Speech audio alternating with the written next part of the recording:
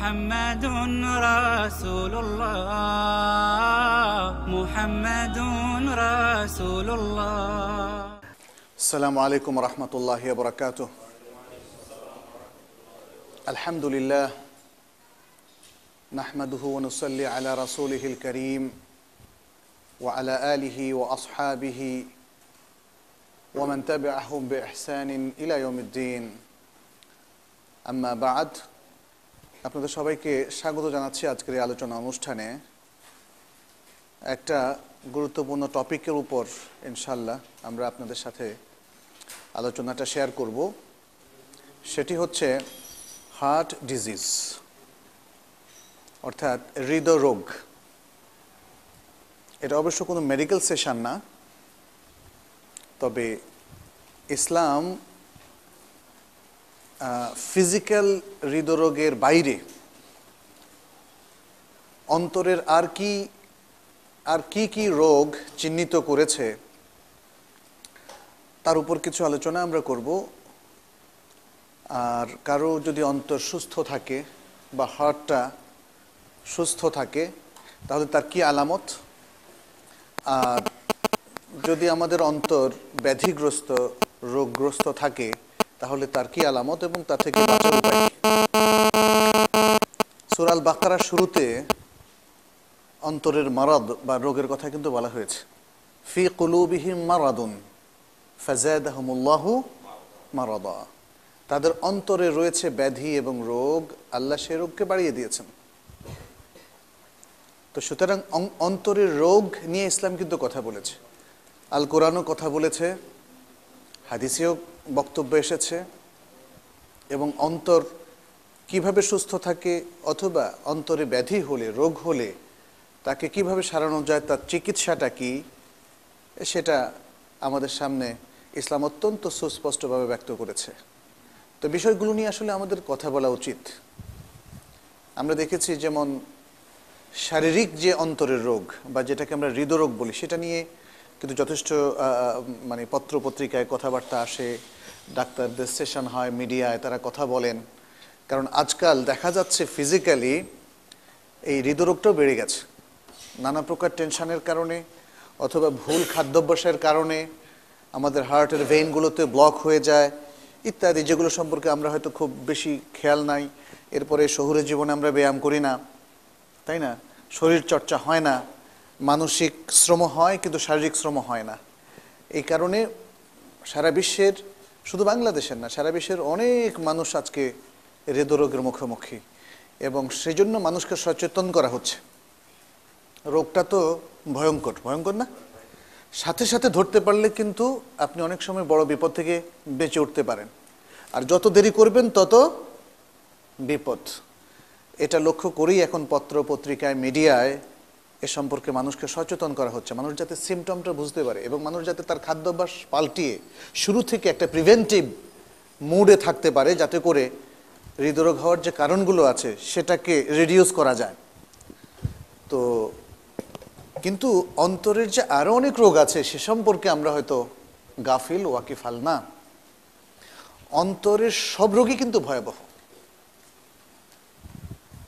আমাদের ভেতরে যে হার্টটা আছে তার, যেটাকে আমরা হৃদরোগ বলি, সেটা যেমন ভয়াবহ, এর বাইরেও চিন্তা চেতনাগত, ঈমান আকীদা বিষয়ক কিংবা অন্তর জানিয়ে চিন্তা করে, যেভাবে চিন্তা করে, যে দৃষ্টিভঙ্গি পোষণ করে, সেগুলো নিয়েও কিন্তু আমাদের অনেক রোগ আছে।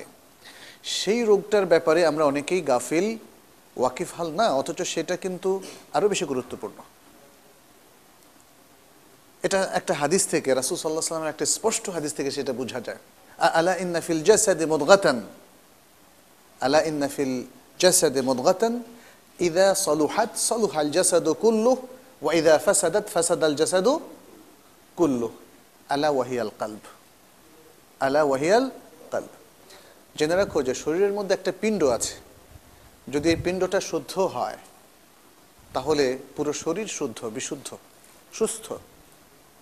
আর যদি সেই পিণ্ডটা বিপর্যস্ত হয়, নষ্ট হয়, তাহলে পুরো শরীরটা বিপর্যস্ত হয়ে যাবে। সাবধান, জেনে রাখো, সেটি হচ্ছে হার্ট, কলব। এখানে অবশ্যই রাসূল সাল্লাল্লাহু আলাইহি সাল্লাম শারীরিক হৃদরোগকে ইন্ডিকেট করেন নাই। তিনি বুঝেন নাই যে হার্ট অ্যাটাক বা এই টাইপের কিছু, এটা বুঝান নাই। তবে তিনি অবশ্যই বুঝিয়েছেন অন্তরের এই শারীরিক রোগের বাইরেও আর অনেকগুলো রোগ আছে, সেটাই তিনি বুঝিয়েছেন। তাহলে অন্তরটাকে ফিজিক্যালি সুস্থ রাখাই যথেষ্ট নয় একজন মুসলিমের জন্য, বরং শরীরের বাইরেও অন্তরের যতগুলো রোগ আছে, বা অর্থাৎ ফিজিক্যাল ডিজিজের বাইরে আরও যত ডিজিজ আছে বা রোগ ব্যাধি আছে, সেগুলো থেকেও অন্তরকে মুক্ত রাখতে হবে। তা না হলে ব্যাধিটা কোথায় দেখা দিবে? ফিজিক্যাল হার্ট ডিজিজ হলে আপনার শরীরের মধ্যেই তার একটা প্রভাব পড়বে, আর এর বাইরের অন্য রোগ হলে শুধু শরীরের মধ্যেই সেটা সীমাবদ্ধ থাকবে না, সেটা সংক্রামিত হবে পুরো পরিবারে, পরিবার থেকে সমাজে, সমাজ থেকে রাষ্ট্রে, রাষ্ট্র থেকে বিশ্বে। অর্থাৎ অন্তরের এই ব্যাধিটা আরো ভয়াবহ।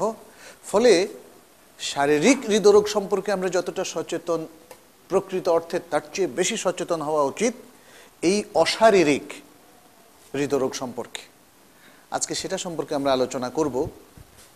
কেন আলোচনা করব, হয়তো এই প্রশ্নটাও আমাদের কাছে আসতে পারে। আমরা আলোচনা করব এই জন্যে যে যদিও আমরা গাফিল, কিন্তু তার মানে এই নয় যে এই রোগটার প্রকোপটা কম, বরং এই রোগের প্রকোপ অনেক বেশি। এই সমাজের মধ্যে অশারীরিক হৃদরোগের প্রকোপ অনেক বেশি, এবং এটা তরুণ সমাজের মধ্যেও বেশি। শারীরিক হৃদরোগটা হয়তো একটা সার্টেন বয়স, যেমন 40 আপ হলে একটা সম্ভাবনা বাড়ে, কিন্তু অশারীরিক হৃদরোগটা এটা অনেক আগ থেকেই এর প্রকোপটা তৈরি হয়, এর প্রবণতা তৈরি হয়।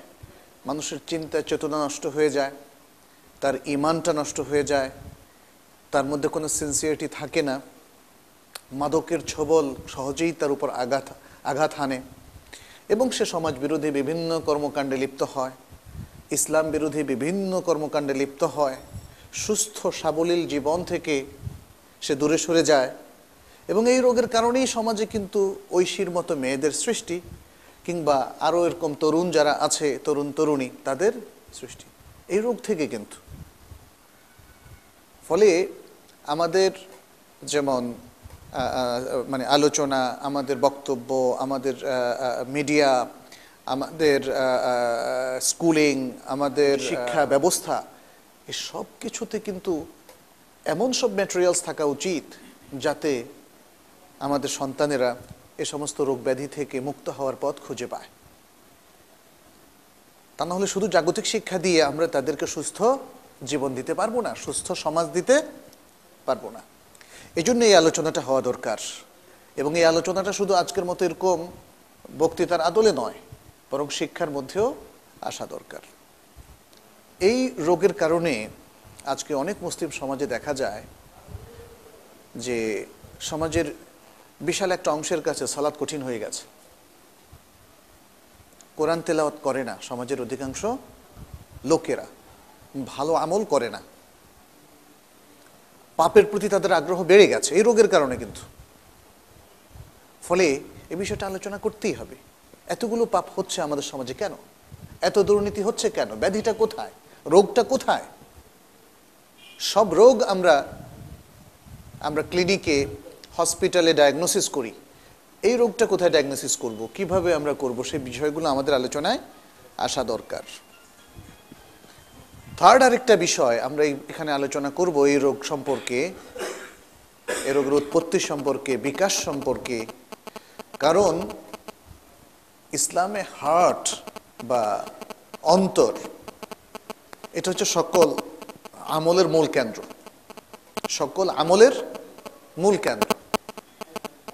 এখান থেকেই কিন্তু নিয়তের উৎপত্তি। নিয়তের জায়গাটা কোথায়? হার্ট। অন্তর দিয়েই আসলে আমরা যত ইচ্ছা প্রকাশ করি, সংকল্প করি, সেটা সম্পন্ন করতে হয়। এই জন্য আমরা যেমন সালাতের ক্ষেত্রে আমরা বলি যে আপনি মুখে নয়, অন্তরেই নিয়ত করবেন। কারণ নিয়তের জায়গাটা কোথায়? অন্তরে। এই অন্তরটাই হলো আসল, যেটা আমি ওই হাদিসের কথা বললাম, ফলে অন্তর দিয়ে নিয়ত করলে যথেষ্ট, অন্য কিছু নয়। আবার নিয়তের বিশুদ্ধতার কথা আমাদের রাসূল সাল্লাল্লাহু আলাইহি সাল্লাম আমাদেরকে বলেছেন। নিয়ত কখন বিশুদ্ধ হবে? যখন হার্টটা বিশুদ্ধ থাকে। ব্যাধিগ্রস্ত হার্ট কখনো ভালো সার্ভিস দেয় না, স্বাভাবিক। অতএব হার্টের মধ্যে যদি ডিজিজ থাকে তাহলে সেখানে নিয়ত সুন্দর বের হবে না। আজকে তো এটাই আসলে হচ্ছে আমাদের, যেহেতু আমাদের অনেকের হার্টের মধ্যে রোগ আছে, ডিজিজ আছে, ফলে সেখান থেকে বিশুদ্ধ, সুন্দর, সুস্থ নিয়ত বের হচ্ছে না। আর সুস্থ, সুন্দর নিয়ত, বিশুদ্ধ নিয়ত যদি না হয় তাহলে বিশুদ্ধ আমলেরও উৎপাদন হবে না।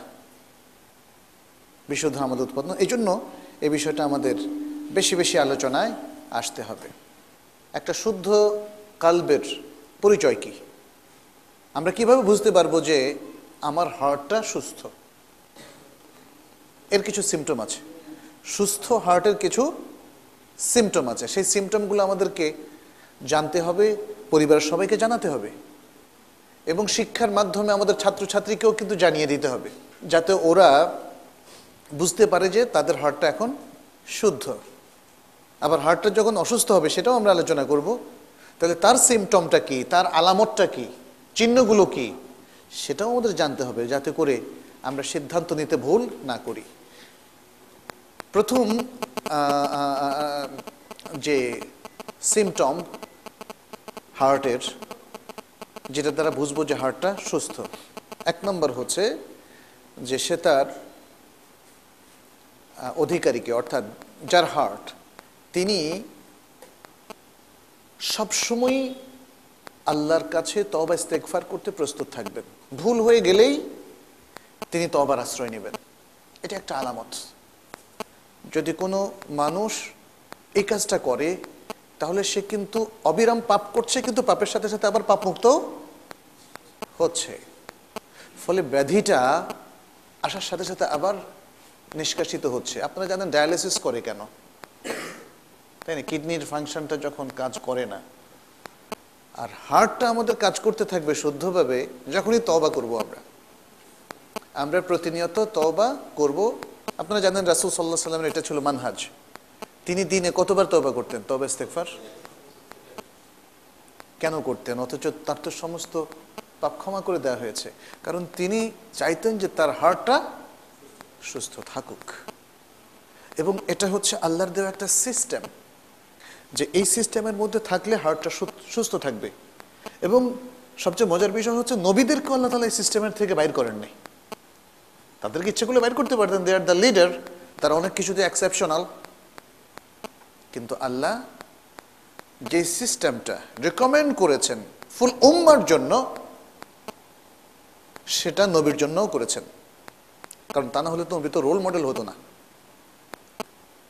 এবং তিনি লিডার, তিনি প্রধান, তিনি মেসেঞ্জার, তিনি রাসূল, তিনি প্রফেট, নবী। তাকে দিয়ে অন্যদেরকে শেখাচ্ছেন। অতএব একই সিস্টেম দুরকম হলে তাহলে আসলে লিডারশিপটা এখানে কাজ করবে না, এফেক্টিভ হবে না।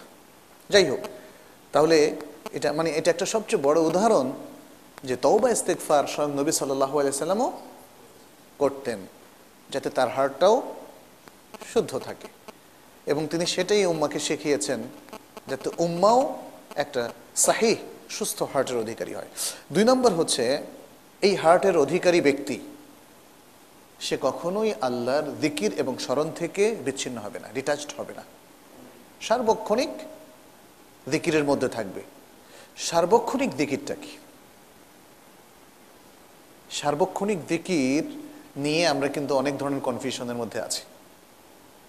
শুধু আল্লাহ আল্লাহ শব্দের জিকিরটাই কি সার্বক্ষণিক জিকির? না, সার্বক্ষণিক আল্লাহর সিস্টেমের মধ্যে থাকা এবং স্মরণ রাখা। যখনই কোনো কাজ করবেন আপনাকে স্মরণ রাখতে হবে এটা কি supported by the system of আল্লাহ।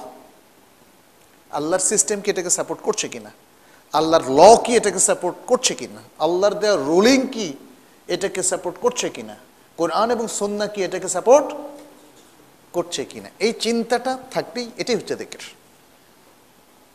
আপনি শেয়ার মার্কেটে গেলেন, শেয়ার বাজার কিছু লেনদেন করার জন্য, অথবা মাছের মার্কেটে গেলেন কিছু বাজার করার জন্যে, অথবা পানীয়ের দোকানে গেলেন কিছু পান করার জন্যে, কিংবা রেস্টুরেন্টে ঢুকলেন খাবার খাওয়ার জন্যে, সবখানেই দেখবেন কিছু না কিছু হারাম আছে। সকল কর্মক্ষেত্রেও দেখবেন কিছু না কিছু পাপ এবং হারাম আছে। যখনই আপনি পাপটা অ্যাভয়েড করবেন, কেন অ্যাভয়েড করলেন বলেন তো? কারণ আপনি স্মরণ করছেন আল্লাহর কথা, আরে এ তো হারাম। আপনি যখনই বলবেন এ তো হারাম, ইট মিনস যে আপনি আল্লাহকে স্মরণ করলেন। কে হারাম করেছে এটা? আল্লাহ। কেন অ্যাভয়েড করছেন আপনি? কারণ এটা হারাম, এটা আল্লাহর নির্দেশ, অ্যাভয়েড করতে হবে। এটা হচ্ছে আসলে স্মরণের মূল স্পিরিট। বৈধতার সীমারেখার মধ্যে, হালালের সীমারেখার মধ্যে থাকা এবং হারামকে বর্জন করা প্রতিনিয়ত প্রত্যেকটা কাজে, নিজের ব্যবসা বাণিজ্য, পরিবার বা যে কোনো ইন্টারাকশন, সর্বক্ষেত্রে হারামকে বর্জন করা এবং হালালের মধ্যে থাকা, এটাই হচ্ছে আল্লাহকে মূলত স্মরণ করা। তাহলে যেই হার্টটা এমনভাবে আল্লাহকে স্মরণ করে যে সে হালাল হারাম বেছে চলে, সত্যের পথে চলে, সুন্দরের পথে চলে, অসুন্দরকে ত্যাগ করে, ব্যাস, তাহলেই বুঝতে হবে যে তার হার্টটা সুস্থ, একটা সুস্থ হার্টের অধিকারী। 3 নম্বর হচ্ছে সে ইবাদতের মধ্যে মজা পায়, সে ঈমানকে এনজয় করে, সে ইসলামকে এনজয় করে, সে তার সালাতকে এনজয় করে, তার সিয়ামকে এনজয় করে, হজকে এনজয় করে, ভালো লাগে তার। আর সালাত যদি একটু দেরি হয় তার মনটা ছটফট করে। হঠাৎ করে যদি সে এশার সালাতের কথা ভুলে যায় আর রাত্রে শুয়ে পড়ে, তখন ভাবে কি যেন বাদ পড়লো, কি যেন বাদ পড়লো, কি যেন বাদ পড়লো। এটা সুস্থ হার্টের লক্ষণ। কারণ সুস্থ হার্টই আপনাকে এই ধারণাটা দিচ্ছে আপনার কিছু বাদ পড়েছে, ট্রাই টু রিমেম্বার ইট। রাসূলুল্লাহ সাল্লাল্লাহু আলাইহি সাল্লাম একবার একটা সালাতে 2 রাকাত পড়ে সালাম ফিরালেন, 4 রাকাতের সালাত। এটা সম্ভবত আসর কিংবা জোহরের ক্ষেত্রে হবে। এটা রাবিরাই তারা মানে স্পেসিফিকলি বলেননি এটা জোহর নাকি আসর, হতে পারে দুটোর যে কোনো একটা, তবে সালাদটা ছিল 4 রাকাতের। এই হাদিসটাকে বলা হয় হাদিসু জিলিয়াদাইন। 2 রাকাত পর পরে এই জিলিয়াদাইন মানে লম্বা হাতওয়ালা একজন সাহাবী, বলা হয়েছে তার হাতটা নাকি হাঁটু পর্যন্ত লম্বা ছিল, এই জন্য তাকে জিলিয়াদাইন বলা হতো। ইয়া রাসূলুল্লাহ, সালাত কি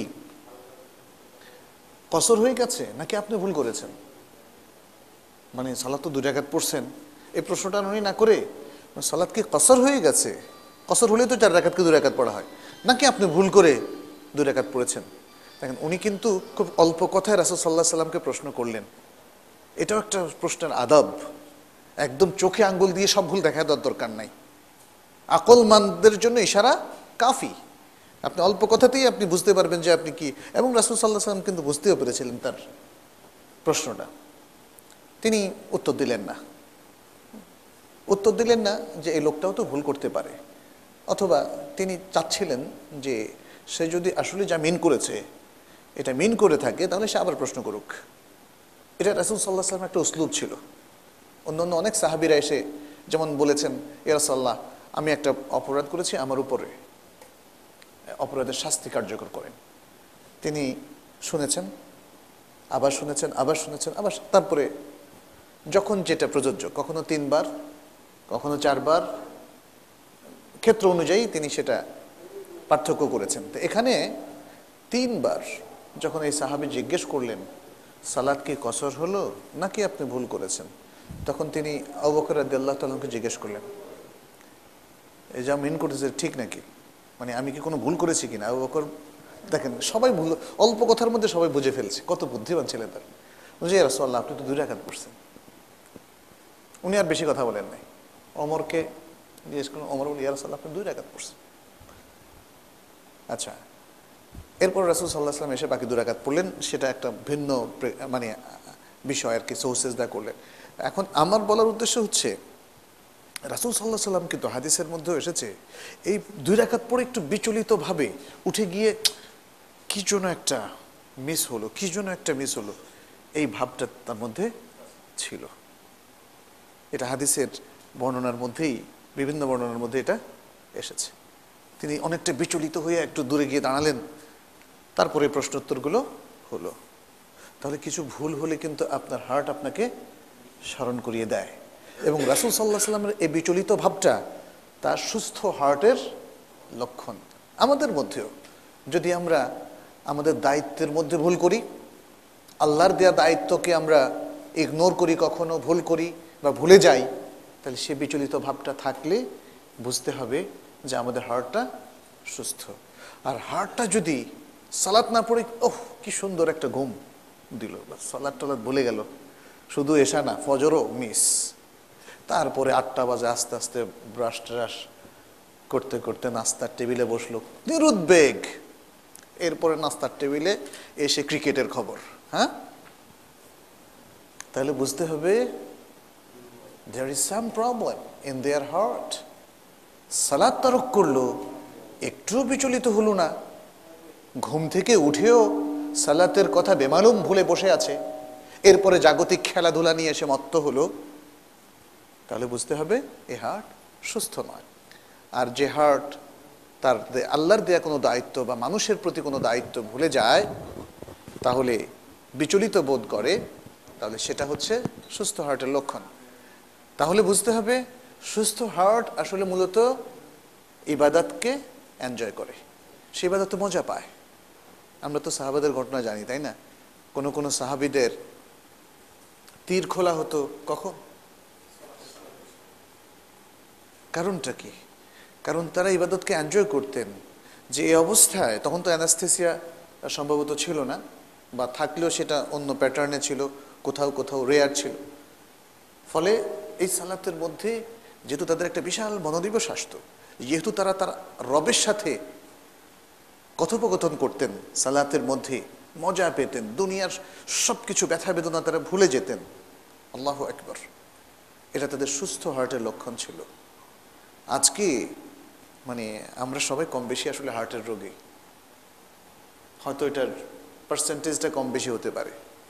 আমরা কেউ তো এভাবে সালাদকে এনজয় করি না। সালাদটা মনের জন্য কত দ্রুত পড়ে বাঁচতে পারি। তারপরে সিয়ামের ক্ষেত্রে একই, গুনতে থাকি কয়টা হলো সিয়াম, কবে শেষ হবে, কবে ঈদ আসবে, সেদিন আবার যা ইচ্ছা তাই করবো ইত্যাদি। আচ্ছা, তাহলে যদি আমরা সত্যি এই একটা পজিশনে যেতে পারি যে আমাদের ইবাদত এখন ভালো লাগে, আল্লাহর সাথে রিলেশনটা ডেভেলপ করতে ভালো লাগে, তাহাজ্জুদ সালাতে জাগার জন্য মন টান চান করে, এবং তাহাজ্জুদ সালাতে উঠে ভালো লাগে, তাহাজ্জুদের পরে আবার ঘুমিয়ে ফজর মিস করি না, ফজরটা পড়তে পারি, তাহলে বুঝতে হবে আলহামদুলিল্লাহ আমাদের হার্টটা সুস্থ আছে। তা হার্টটা যাতে সুস্থ, সেটা নিয়ে কেউ কি আবার অহংকার করে নাকি? অহংকারের বিষয় না, এটা স্বাভাবিক একটা বিষয়। হার্ট সুস্থ থাকবে এটাই স্বাভাবিক। অতএব মোমেন যখন ইবাদত গুজার হয়, অনেক জ্ঞানের অধিকারী হয়, ভালো মানুষ হয়, ভালো আখলাক হয়, এগুলো নিয়ে এসে অহংকার করে না। এটাই স্বাভাবিক, এটাই তার জন্য স্বাভাবিক। অতএব এটা নিয়ে অহংকারেরও কোনো বিষয় নাই। এই জন্য আমরা দেখেন রাসূল সাল্লাল্লাহু আলাইহি সাল্লাম কিন্তু কোনো অহংকার করেননি। এমনকি তিনি কোনো কথা বললে যদি বুঝতে পারতেন যে মানুষের মধ্যে এটা নিয়ে হয়তো ভুল ধারণা হতে পারে, তারা ভাবতে পারে আমি অহংকার করছি, সেটা তিনি ক্লিয়ার করে দিতেন। একটা হাদিসের মধ্যে তিনি বলছেন, আনা সাইয়্যিদু ওয়ালাদ আদম ওয়ালা ফখর, আনা সাইয়্যিদু ওয়ালাদ আদম ওয়ালা ফখর, আমি বনি আদমের সর্দার, আদম সন্তানদের সর্দার, কোনো অহংকার নাই এতে। অর্থাৎ তিনি বলছেন যে আমি অহংকার করছি না, কারণ এটাই হচ্ছে ট্রু ইনফরমেশন, সঠিক তথ্য। এটা আল্লাহ নির্ধারণ করেছেন, অ্যাপয়েন্টমেন্ট কে দিয়েছেন? আল্লাহ সুবহানাহু ওয়া তাআলা। ফলে এই জিনিসটা জানানো তোমাদের কাছে আমার দরকার। বাট মনে রাখো, আমি কিন্তু ফখর করছি না। আর সত্যিই তো রাসূল সাল্লাল্লাহু আলাইহি সাল্লাম কি কারোর সাথে দেখেন কোনো কথাবার্তা কি এমন আছে তিনি ফখর করেছেন? এই আমার সামনে এভাবে কথা বলো কেন, এই তোমার এটা করা উচিত নাই, কোথাও ধমকি নাই, হুমকি নাই, কিছু নাই। কি সুন্দর আচরণ, ইয়া সালাম। আনাস ইবনে মালিক রাদিয়াল্লাহু তাআলা আনহু তার খাদেম ছিলেন, লং টাইম তার খাদেম ছিলেন। তিনি বললেন যে আমি রাসূল সাল্লাল্লাহু আলাইহি সাল্লামকে দেখি নাই কখনোই, আমি কোন একটা কাজ করেছি আর বলছি এই এই কাজটা কেন করলা? আর কিছু করি নাই কখনোই বলেন এই এটা কেন করলা না। ইয়া সালাম, কত বড় আখলাক। আনাস ছিলেন একজন বালক, এই বালকের সাথেও কি সুন্দর আচরণ করেছেন আমাদের প্রিয় রাসূল সাল্লাল্লাহু আলাইহি সাল্লাম।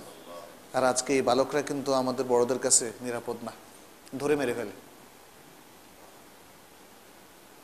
কেমন ভয়ঙ্কর রোগ আমাদের হয়েছে, অথচ ওটাকে প্রপারলি কেউ ডায়াগনোসিস করছে না।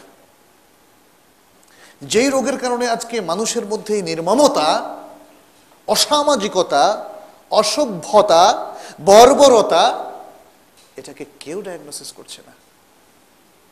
আমাদের সমাজ বিজ্ঞানীরাও না, শিক্ষিতরাও না। এটাকে ডায়াগনোসিস করেছিলেন আমাদের প্রিয় রাসূল সাল্লাল্লাহু আলাইহি ওয়াসাল্লাম, করেছিলেন সাহাবায়ে কেরাম, করেছিলেন বলেই সেই জাহিলি সমাজ তো আজকের এই সমাজের চেয়ে আরো বর্বর ছিল না, সেটাকে তারা পরিশুদ্ধ সমাজে পরিণত করেছে। ইসলাম শুধু একটা ধর্ম নয়, একটা আচার অনুষ্ঠানের নাম নয় যে মানুষ মন্ত্রতন্ত্রের মতো এগুলোকে পালন করবে। ইসলাম মানুষের জীবনে ইতিবাচক পরিবর্তন সাধন করে, মানুষের অন্তরকে পরিশুদ্ধ করে, নির্ভেজাল করে, খাঁটি করে, ব্যাধিমুক্ত করে, পাপমুক্ত করে, দুর্নীতিমুক্ত করে। এবং সেটাই আমাদের রাসূল সাল্লাল্লাহু আলাইহি ওয়াসাল্লাম করেছিলেন। তাহলে আমরা যদি ইবাদত করার মধ্যে মজা পাই, তাহলে বুঝবো এটা আমাদের অন্তরের সুস্থতার লক্ষণ। আলহামদুলিল্লাহ, আমরা আলোচনা করছিলাম অন্তরের সুস্থতার কিছু আলামত। সুস্থ অন্তরের আর তো অনেক আলামত আছে, তো এগুলো বিশেষ কিছু বলা, কারণ আপনি যখন সুস্থতা ফিল করবেন তার প্রত্যেকটা ইন্ডিভিজুয়াল সিচুয়েশনকে এক একটা ভালো আলামত হিসেবে উল্লেখ করা যায়। তো আমরা সেদিকে বেশি না গিয়ে রোগটা আসলে চিহ্নিত হওয়া দরকার, সেদিকে বেশি আলোচনা করবো। এর মধ্যে আরও দু একটা আলোচনা আছে সুস্থতার, যেমন সালাতে আপনি যখন দাখিল হবেন তখন দুনিয়ার চিন্তা আপনার হবে না, দুনিয়ার চিন্তা আপনার কমে যাবে। বরং সুস্থ অন্তরের অধিকারী ব্যক্তি কোনো টেনশনে পড়লে সে সালাতের আশ্রয় নেবে। রাসূল সাল্লাল্লাহু আলাইহি সাল্লাম যেমন বেলালকে বলেছিলেন, আরেহনা বিহা ইয়া বেলাল, আরেহনা বিহা ইয়া বেলাল, হে বেলাল সালাত দিয়ে আমাদেরকে আরাম দাও, প্রশান্তি দাও, প্রশান্ত করো। আর আরেকটা হাদিসে রাসূল সাল্লাল্লাহু আলাইহি সাল্লাম বলেছেন, জুইলাত কুররাতু আইনি ফিস সালাহ, সালাতের মধ্যে আমার নয়নকে জোড়ানো হয়েছে, সালাতকে নয়ন জোড়ানো করে দেওয়া হয়েছে। অর্থাৎ সালাতের মধ্যে মুসলমানের নয়ন জোড়ায়, তার দেহ মন সত্তা প্রশান্ত হয়। এছাড়া একজন সুস্থ অন্তরের অধিকারী ব্যক্তি সে তার সময়ের ব্যাপারে খুবই খেয়াল রাখে। তার কাছে সময় নষ্ট হওয়া এটা খুবই বিরক্তিকর, কষ্টকর। যেভাবে বাখিল বা কৃপণ ব্যক্তির কাছে তার কোনো সম্পদ খরচ হওয়াটা কষ্টকর, এরকম ভালো ভালো আর অনেকগুলো বিষয় আছে। এছাড়া সুস্থ দেহের অধিকারী ব্যক্তি সে শুদ্ধ আমলের প্রতি বেশি সিরিয়াস। বেশি বেশি আমল করা তার কাছে যতটা গুরুত্বপূর্ণ, তার চেয়ে বেশি গুরুত্বপূর্ণ হচ্ছে শুদ্ধ আমল করা। কারণ অনেক বেশি আমল করবেন আপনি কোনো কাজে, আর যদি এগুলো অগ্রহণযোগ্য হয়, আল্লাহর কাছে কবুল না হয়। আর অল্প আমল আমাদের জন্য যথেষ্ট হতে পারে যদি এটা আল্লাহর কাছে গ্রহণযোগ্য হয়। হ্যাঁ, পরীক্ষায় যদি আপনি পাতার পর পাতা 200 পাতা লেখেন, কিন্তু প্রশ্নের হচ্ছে একটা, উত্তর হচ্ছে আরেকটা, কোনো কাজে আসবে না। আর যদি অল্প টু দ্য পয়েন্ট অল্প লেখেন, এমন হতে পারে 2 পৃষ্ঠার মধ্যে আপনি 100 নম্বর পেয়ে গেলেন, সম্ভব না। আচ্ছা, এবার আসা যাক অন্তরের যে সমস্ত ব্যাধিগুলো আছে, এর মধ্যে 1 নম্বর ব্যাধি কোরআন চিহ্নিত করেছে, কোনটাকে বলেন তো? নিফাক, মুনাফিকি। ফি কুলুবিহিম মারাদুন ফাযাদাহুমুল্লাহু মারাদা ওয়া লাহুম আযাবুন আলীমুন বিমা কানু ইয়াকযিবুন। এটা মুনাফিকদের সম্পর্কে বলা হয়েছে। তাহলে এই ব্যাধিটা কিসের? নেফাকের ব্যাধি।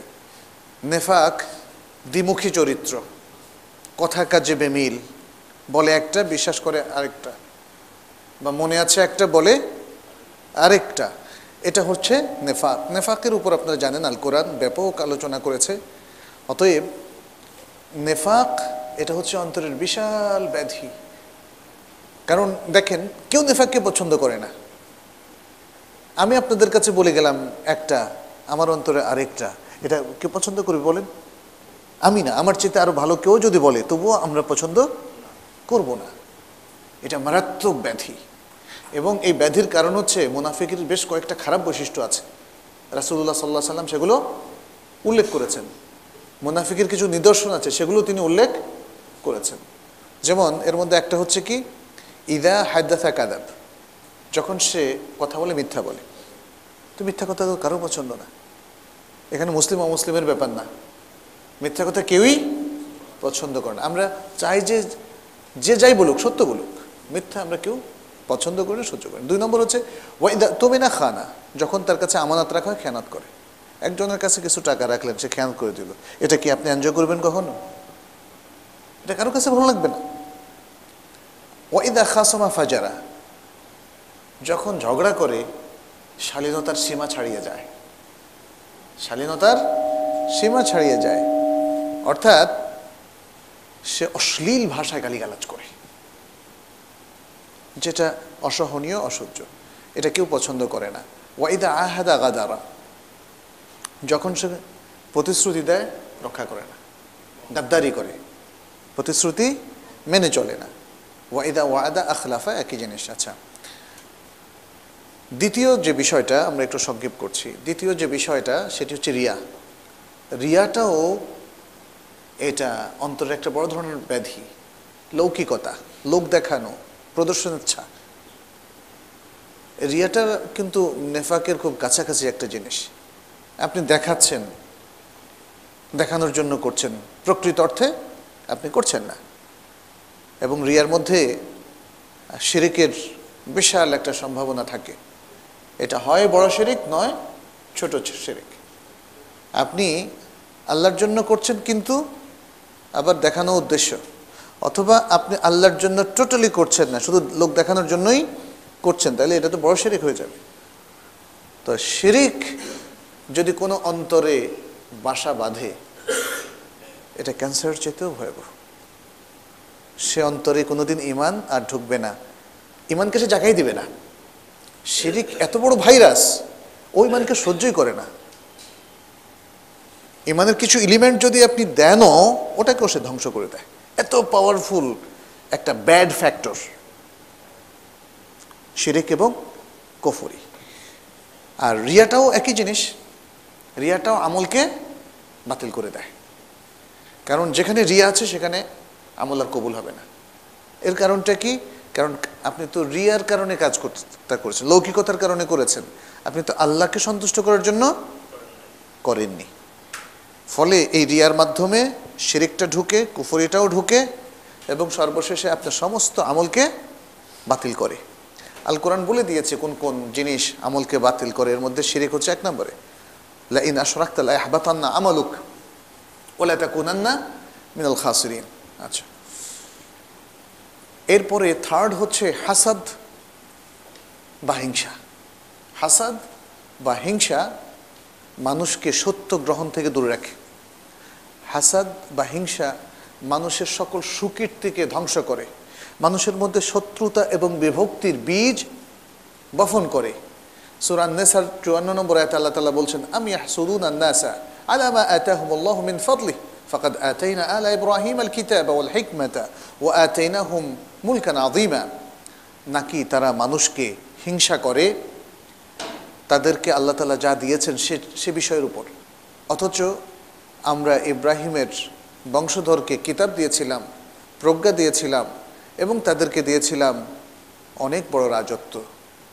এটা বনী ইসরাইল, তারা তো কোত্থেকে এসছে? ইব্রাহিম আলাইহিস সালামেরই তো 2টো ধারার একটা ধারা, ইসহাকের বংশধর আর একটা হলো ইসমাইলের বংশধর। ইসহাকের বংশধরকে আল্লাহ তাআলা বিশাল রাজত্ব দিয়েছেন। বনী ইসরাইলের হাজার হাজার নবী রাসূল, এর মধ্যে দাউদ আলাইহিস সালাম, সুলাইমান আলাইহিস সালাম বিশাল রাজত্ব দিয়েছিলেন। তাহলে আজকে যখন মুহাম্মদ সাল্লাল্লাহু আলাইহি সাল্লামকে নবুয়ত দেওয়া হলো, কেন তারা হিংসা করছে? এটা তো হিংসারই ফসল। তারা যখনই দেখেছে, তারা মনে করেছিল ইসহাকের বংশধর থেকে নবী আসবে, শেষ নবী, তাই না? এই ঘটনাগুলো তো আমরা জানি। কিন্তু তারা যখনই দেখেছে যে ইসমাইলের বংশধর থেকে এসেছে, অথচ ইসমাইলের বংশধর আর তেমন কোনো নবী টবি আসেনি, সে একজনকেও তারা সহ্য করতে পারলো না হিংসার কারণে। তাহলে হিংসা মানুষকে এত ভয়াবহ একটা হৃদরোগ যে মানুষকে সত্য গ্রহণে নিষেধ করে। আজকে দেখবেন যে অনেক সময় দুই দলের লাগালাগি, দুই আলেমের ঝগড়াঝাটি, অথবা দুই প্রতিবেশীর, দুই গ্রামবাসীর লাগালাগি, এগুলো অনেক সময় দেখি আমরা। এগুলো কিন্তু হিংসা থেকে উদ্ভূত। এবং দেখেন যে আমার গ্রামের একজনকে আপনি আক্রমণ করেছেন, যে চলো ওই গ্রামের সবাইকে আক্রমণ করি, অথবা আমার দলের কাউকে ইয়ে করেছো, তাই না? এগুলো কিন্তু হিংসা এবং বিদ্বেষের ফসল। 4 নম্বর হচ্ছে অহংকার। অহংকার এবং নিজে নিজে মুগ্ধ হওয়া, এটা অহংকারেরই। আপনি যখন অহংকার করবেন তখনই আপনি নিজের মধ্যে জ্ঞান আছে তাতে আপনি মুগ্ধ, নিজের যে সম্পদ আছে তাতে আপনি ভাবছেন ও আমি তো বিশাল সম্পদের অধিকারী, এই সেই।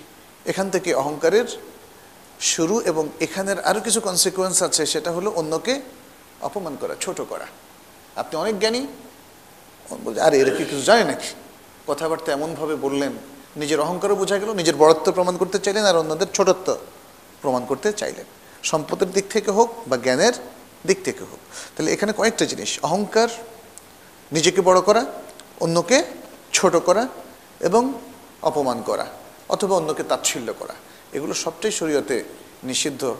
এখানে আসলে অনেকগুলো আয়াত এসেছে, যেমন আল্লাহ তাআলা সূরা গাফির 56 নম্বর আয়াতে বলছেন, ইন্নাল্লাযীনা ইউজাদিলুনা ফি আয়াতিল্লাহি বিগাইরি সুলতানিন আতাহুম ইন্না ফি সুদুরিহিম ইল্লা কিবরুন মা হুম বিবালিগিহি ফাস্তাইয বিল্লাহি ইন্নাহু হুয়াস সামিউল বাসীর।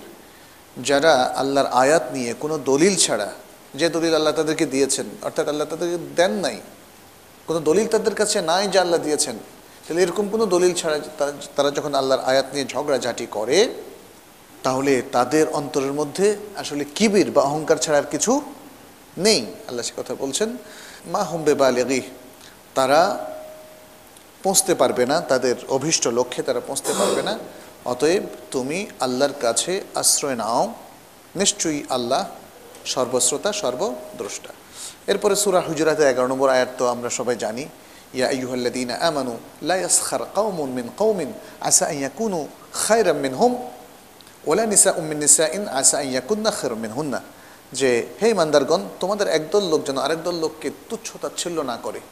তুচ্ছ-তাচ্ছিল্য করলেই বোঝা যাবে যে তাদের মধ্যে কেবের বা অহংকার আছে, কারণ সম্ভবত ওই একদল লোক যাদেরকে তাচ্ছিল্য করা হয়েছে তারা এদের চাইতেও উত্তম।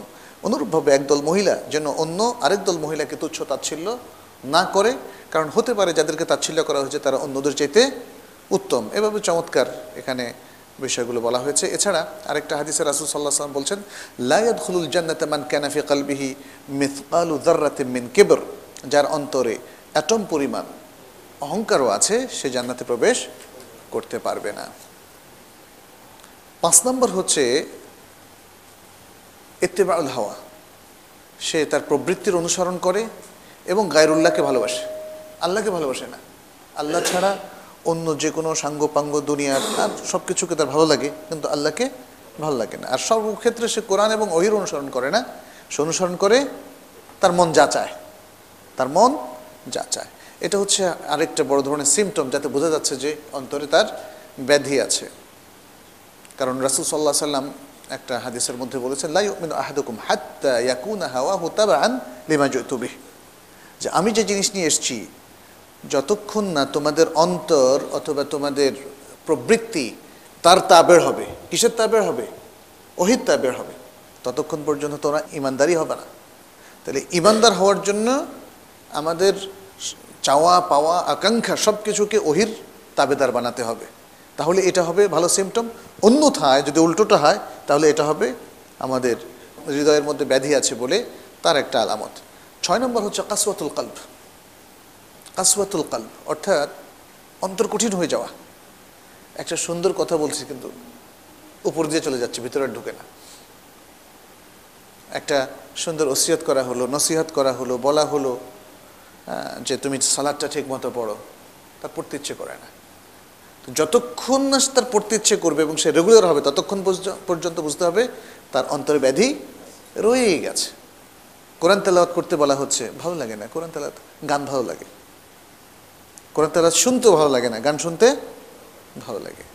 ভালো বই পড়তে ভালো লাগে না, খারাপ বই পড়তে ভালো লাগে, ভালো দৃশ্য ভালো লাগে না, খারাপ দৃশ্য দেখতে ভালো লাগে। এসব কিছু হচ্ছে অন্তরের, কারণ ভালো কিছু তার ঢুকছে না, এই অন্তর কাসি হয়ে যাওয়া। এটা আজকে তো আপনি সেই আয়াতটি বলতেছিলেন, আলাম ইয়ানি লিল্লাযীনা আমানু আন তাখশা কুলুবুহুম লিযিকরিল্লাহ ওয়া মা নাযালা মিনাল হক। ইয়া সালাম, অত্যন্ত ইমপ্রেসিভ একটা আয়াত। যারা ঈমানদার তাদের জন্য কি এখনো সময় আসেনি যে তাদের হৃদয়টা বিগলিত হবে আল্লাহর জন্যে, আল্লাহর স্মরণের জন্যে, এবং ওই জিনিসের জন্যে যে হক নাজিল করা হয়েছে।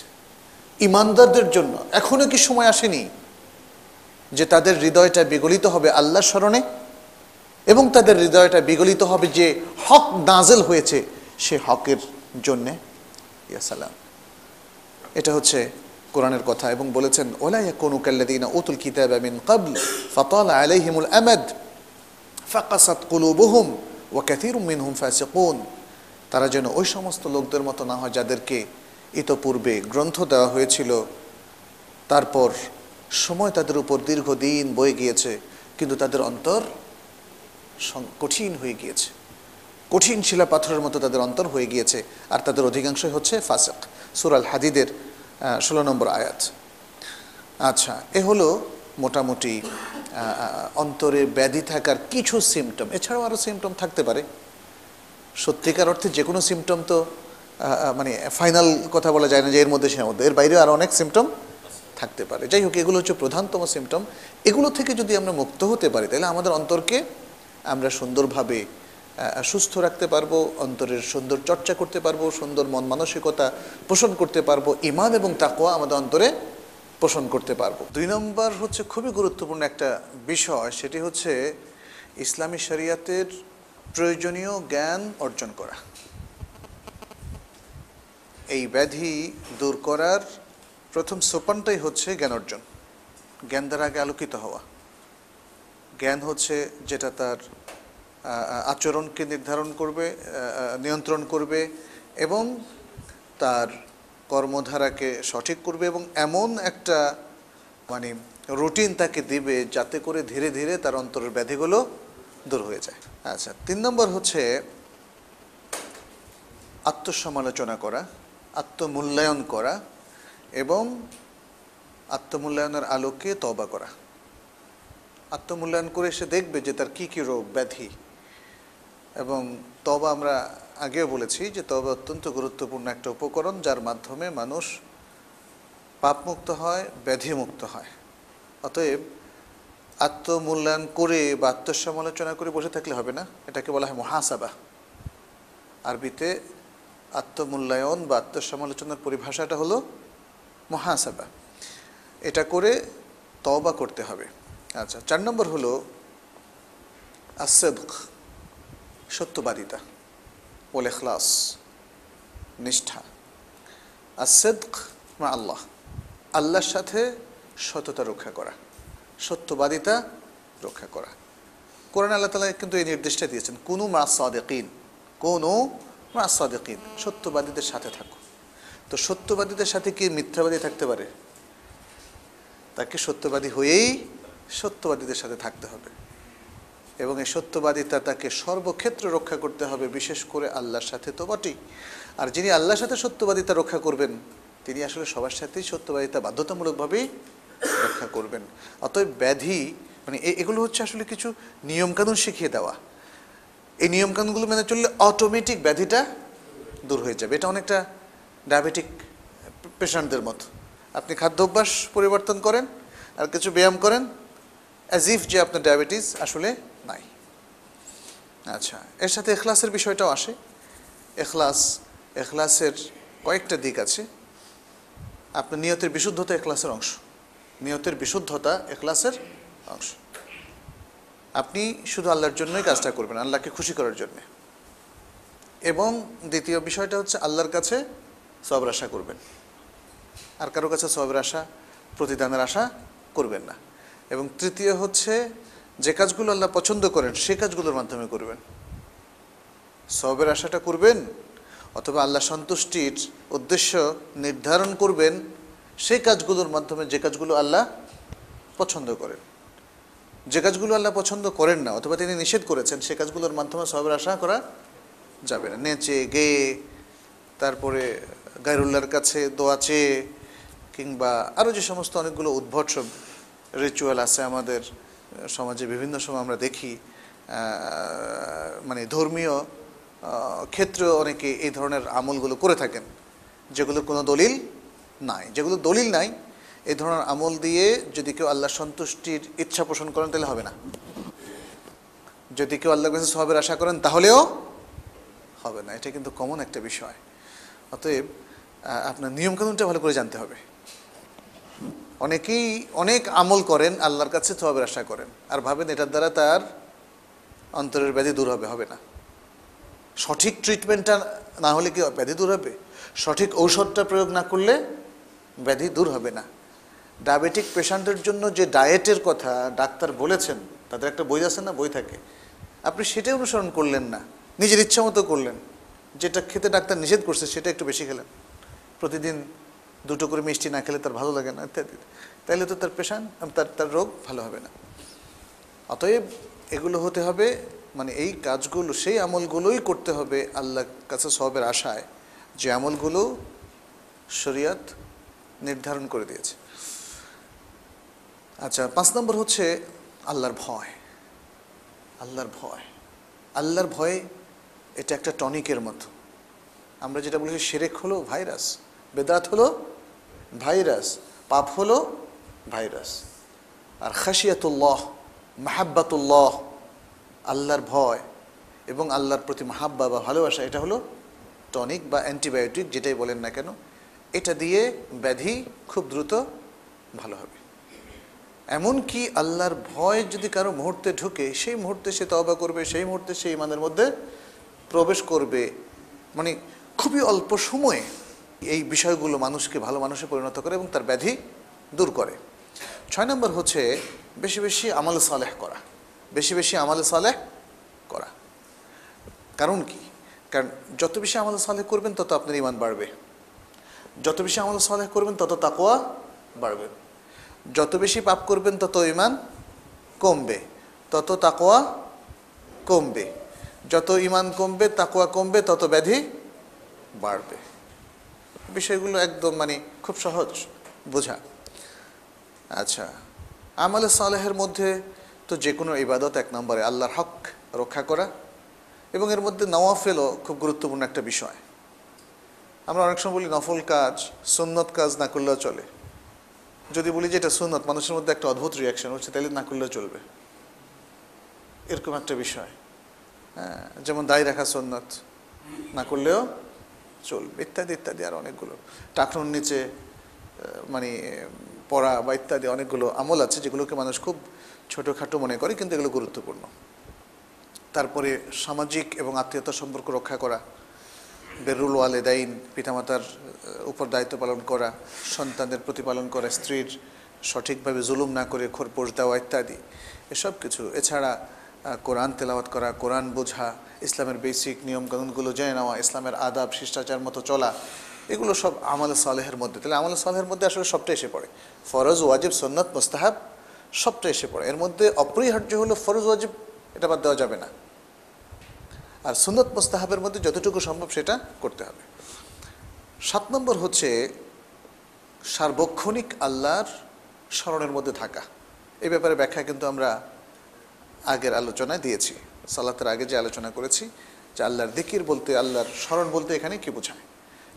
মানে এমন একটা সিস্টেম ফলো করা যেন আমার অন্তর কখনো আল্লাহর স্মরণ থেকে একদম ডিটাচড এবং বিচ্ছিন্ন না হয়। আলা বিযিকরিল্লাহি তাতমাইন্নুল কুলুব, এই যে কোরআনের এই কথাটা বলছে, জেনে রাখো যে আল্লাহর স্মরণেই মানুষের অন্তর প্রশান্তি লাভ করে। কেন প্রশান্তি লাভ করে? দেখবেন যে হার্ট ডিজিজ যখন হতে শুরু করে তখন হার্টে কিন্তু প্রচণ্ড ব্যথা অনুভব হয়, এবং অনেকে এটাকে মারাত্মক সিমটম হিসেবে নেন, সাথে সাথে ডাক্তারের কাছে যান, ডাক্তার দেখে যে তাকে ইনজেকশন দেয় অথবা এমন কোনো গুরুত্বপূর্ণ ওষুধ দেয় যে সাথে সাথে কাজ করে। কখন আত্মার প্রশান্তি হয়? হার্টটা কখন খুব ভালো লাগে, আমার হার্টে কোনো ধরনের চাপ নাই, প্রবলেম নাই এবং ব্যথাও নাই। এটা কখন? যখন হার্টটা সুস্থ থাকে। তাহলে আলা বিযিকরিল্লাহি তাতমাইন্নুল কুলুব, যে আল্লাহর স্মরণে অন্তর প্রশান্তি লাভ করে, কারণ অন্তর তখন ব্যাধিমুক্ত। আল্লাহর স্মরণ এবং প্রকৃত অর্থে আল্লাহর স্মরণই অন্তরকে কমপ্লিটলি ব্যাধিমুক্ত করে। অতএব আল্লাহর স্মরণেই আমাদেরকে সবসময় থাকতে হবে। আর মনে রাখতে হবে, আপনি কাজে কর্মে, চিন্তা চেতনায়, আমলে, চর্চায়, সামাজিক পর্বে কিংবা বিভিন্ন ক্ষেত্রে অর্থনৈতিক কর্মকাণ্ডে, ব্যবসায়, পেশাগত দায়িত্ব পালনে কোথাও অথবা কোনো কোনো জায়গায় আল্লাহর বিধান মানলেন না, কিন্তু সারাক্ষণ একটা তসবিহ আপনার হাতে, কি করতেছেন? আল্লাহ আল্লাহ আল্লাহ আল্লাহ। একজনের সাথে কথা বলছেন, তখনও নাকি আপনার অন্তরে আল্লাহ আল্লাহ চলছে। যাই হোক, এতে কিন্তু খুব বেশি কাজ হবে না। কেউ তসবিহ হাতে যদি ঘুষ নেয়, তাতে তার এই তসবিহ কোনো কাজে আসবে না। এগুলো হচ্ছে বরং কন্ট্রাডিক্টরি, এতে ব্যাধি আরও বাড়বে। কারণ এর মধ্যে নেফাক আছে, এর মধ্যে লোক দেখানো ব্যাপার আছে। আপনি কাকে ফাঁকি দিচ্ছেন? নিজেকে নাকি আল্লাহকে নাকি মানুষকে? তো বুঝতে হবে, প্রকৃত অর্থে আমাদেরকে আল্লাহর স্মরণ বলতে যা বোঝায়, আল্লাহর নিয়ম কানুন মেনে চলার মধ্য দিয়ে সেটা প্রমাণ করতে হবে। 8 নম্বর হচ্ছে দোয়া। দোয়া, আল্লাহর কাছে দোয়া করা। আল্লাহর কাছে দোয়া, এটা খুব গুরুত্বপূর্ণ একটা বিষয়। এই জন্য হাদিসের মধ্যে দোয়াকে বলা হচ্ছে এটা ইবাদত, ইবাদতের মূল। আচ্ছা, 9 নম্বর হচ্ছে আখিরাতের প্রতি একটু মাইল হওয়া, আকর্ষণ বোধ করা, এবং দুনিয়ার প্রতি একটু আকর্ষণ কমানো। কারণ মানুষের স্বভাব হচ্ছে দুনিয়ার প্রতি প্রচণ্ড আকর্ষণ এবং আখিরাতের প্রতি কোনো আকর্ষণ না থাকা। আর এই জিনিসটা আপনি পারবেন, একটা সুন্দর মূলনীতি আমাদের প্রিয় রাসূল সাল্লাল্লাহু আলাইহি ওয়াসাল্লাম দিয়ে দিয়েছেন। তিনি বলেছেন, কুন ফিদ দুনিয়া কাআন্নাকা গরীব আও আবিরুস সাবিল। দুনিয়া এমনভাবে থাকো যেন তুমি একজন আগন্তুক অথবা পথচারী। আগন্তুক এবং পথচারী পথকে অথবা নতুন এলাকাকে কখনো তার স্থায়ী আবাস হিসাবে গ্রহণ করে না, কারণ তার স্থায়ী আবাস তার নিজের বাড়ি। আর মানুষের জন্য স্থায়ী আবাস কোনটা? পার্মানেন্ট রেসিডেন্স আখিরাত। আখিরাত, জান্নাত তো হচ্ছে মুসলমানদের জন্য ইনশাআল্লাহ, যারা ইমানদার তাদের জন্য। আমরা সবাই আশা করি যে আমাদের পার্মানেন্ট রেসিডেন্স জান্নাতেই হবে ইনশাআল্লাহ। তাহলে আমার আসল বাড়ির প্রতি আকর্ষণ নাই, এটা কেমন কথা? আর যেখানে অস্থায়ীভাবে আসছি ওটার প্রতি আকর্ষণ। যেমন ট্রেনের মধ্যে বসার পর, আরে এত সুন্দর নতুন ট্রেন, থেকেই যায় এখানে, পারবেন থাকতে। অথবা এক জায়গায় বেড়াতে আসলেন, আমি যেমন এই ফার্ম গেটে, যদি আমি বলি যে আপনাদের জায়গাটা খুব ভালো লাগছে, থাকবো, অথচ আমার বাসা কিন্তু উত্তরায়, এটা হবে না, এটা ম্যাচ করে না। হ্যাঁ, ম্যাচ করে তখন যখন আমি সিস্টেম পাল্টাবো, অর্থাৎ উত্তরার জায়গাটা বাদ দিয়ে এখানে। এখন আখিরাত বাদ দিয়ে দুনিয়া স্থায়ী নিবাস করার কি কোনো সুযোগ আছে? দুনিয়ায় হয়তো এক জায়গা থেকে ছেড়ে আরেক জায়গায় স্থায়ী নিবাস করার সুযোগ আছে, কিন্তু মানুষের জন্য আখিরাত বাদ দিয়ে দুনিয়াকে স্থায়ী নিবাস করার সুযোগ পৃথিবীর যত শক্তিধর, যত প্রতিভাবান, যত মেধাবী, যত ক্ষমতাবানই হোক না কেন, কারো পক্ষে সেটা সম্ভব নয়। অতএব আসুন সুস্থ দেহের এবং সুস্থ অন্তরের অধিকারী হওয়ার জন্য আমরা আখিরাতের প্রতি আকর্ষণ বাড়াই, যেটা আসলেই আমাদের পার্মানেন্ট রেসিডেন্স বা স্থায়ী নিবাস। আর সর্বশেষ আরেকটা, সেটি হচ্ছে আমাদের যে ডিজায়ার, যে প্রবৃত্তি আছে, তার অনুসরণকে বর্জন করা, ওহির অনুসরণ করা। প্রবৃত্তি যদি ওহির তাবের থাকে, আলহামদুলিল্লাহ, তাহলে অনুসরণ যেটা হচ্ছে সেটা ওহির, কিন্তু সেটা প্রবৃত্তি না। কারণ প্রবৃত্তিকে আমরা মোটামুটি নিয়ন্ত্রণ করে ফেলেছি, এখন সেটা ওহির পথ ছাড়ার কিছুই চিন্তা করে না, কারণ আমাদের হার্টটা এখন শুদ্ধ হয়ে গেছে। কিন্তু যখন প্রবৃত্তিটা সবসময় ওহির সাথে কন্ট্রাডিক্ট করে, বিরোধিতা করে, তারপরে প্রবৃত্তিটা আমরা মেনে নেই, তাহলে বোঝা গেল যে আমাদের হার্ট শুদ্ধ হয়নি এবং আমরা ভুল পথে অগ্রসর হচ্ছি। অতএব যদি আমরা আমাদের প্রবৃত্তিকে নিয়ন্ত্রণ করতে পারি, তাহলে আমাদের পক্ষে সম্ভব আমাদের এই ব্যাধি থেকে মুক্তি লাভ করা। আসলে এই আমলগুলো করার মধ্য দিয়ে আমরা আমাদের হার্টের, যার মধ্যে যেই পরিমাণ ব্যাধি আছে, সেটাকে কমপ্লিটলি নির্মূল করি। আমরা সেটা চাই না? আমরা সেটা না চাইলেও চাওয়া উচিত, আমাদের নিজেদেরই স্বার্থে, আমাদের কল্যাণের জন্যে, আমাদের নাজাতের জন্যে, আখিরাতে আল্লাহর কাছে পরিত্রাণ পাওয়ার জন্যে এবং জান্নাতের মতো মহাপুরস্কার লাভ করার জন্য। আল্লাহ আমাদের সে তৌফিক দান করুন। আল্লাহর কাছে দোয়া করি তিনি যেন একটা সুস্থ সুন্দর দেহের মতো একটা সুস্থ সুন্দর অন্তর আমাদেরকে দেন, অন্তরের শারীরিক অশারীরিক সকল ধরনের ব্যাধি থেকে আমাদেরকে মুক্ত করেন। আর যে আমলগুলো করলে আমরা একজন সতেজ ইমানের অধিকারী, প্রকৃত ইসলামের অধিকারী বা অনুসারী একজন মুসলিম হিসাবে আল্লাহর কাছে গ্রহণযোগ্য হব, আমাদের আমল গ্রহণযোগ্য হবে, সেরকম একটা তৌফিক আল্লাহর কাছে আমরা কামনা করছি আমাদের সবার জন্যে, আমাদের সমাজের সকল মুসলিম ভাই বোনদের জন্যে এবং মুসলিম উম্মার জন্যে। আল্লাহ আমাদেরকে তৌফিক দান করুন, আমিন। আল্লাহু আল্লাহু ইয়া রাব্বি ইয়া আল্লাহ, আল্লাহু ইয়া রাব্বি ইয়া আল্লাহ। লা ইলাহা ইল্লাল্লাহ, লা ইলাহা ইল্লাল্লাহ, লা ইলাহা ইল্লাল্লাহ, মুহাম্মাদুন রাসূলুল্লাহ।